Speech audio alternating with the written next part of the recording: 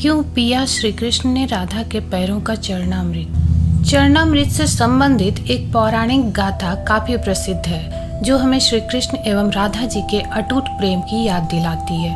कहते हैं कि एक बार नंदलाल काफी बीमार पड़ गए। कोई दवा या जड़ी बूटी उन पर बेअसर साबित हो रही थी। तभी श्री कृष्ण ने स्वयं ही गोपियों से एक ऐसा उपाय करने को कहा जिसे सुन गोपियां द्विविधा में पड़ गई।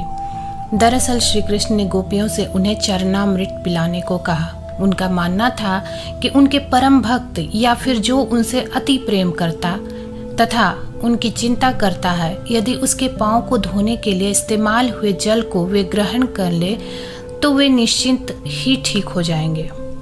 लेकिन दूसरी ओर गोपियां और भी चिंता में पड़ गए। श्री कृष्ण उन सभी गोपियों के लिए बेहद महत्वपूर्ण थे। वे सभी उनकी परम भक्त थी, लेकिन उन्हें इस उपाय के निष्फल होने की चिंता सता रही थी।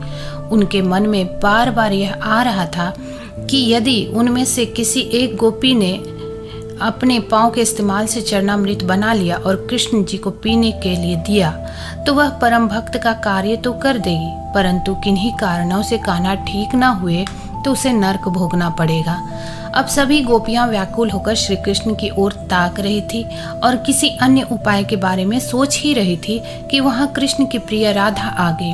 अपने कृष्ण को इस हालत में देख के राधा के तो जैसे प्राण ही निकल गए हों। जब गोपियों ने कृष्ण द्वारा बताया गया उपाय राधा को बताया तो राधा ने एक क्षण भी व्यर्थ करना उचित न समझा और जल्द ही स्वयं के पांव धोकर चरणामृत तैयार कर श्री कृष्ण को पिलाने के लिए आगे बढ़ी।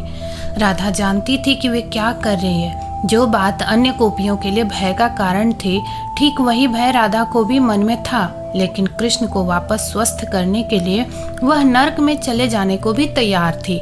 आखिरकार कान्हा ने चरणामृत ग्रहण किया और देखते ही देखते वे ठीक हो गए, क्योंकि वह राधा ही थी जिनके प्यार एवं सच्ची निष्ठा से कृष्ण जी तुरंत स्वस्थ हो गए।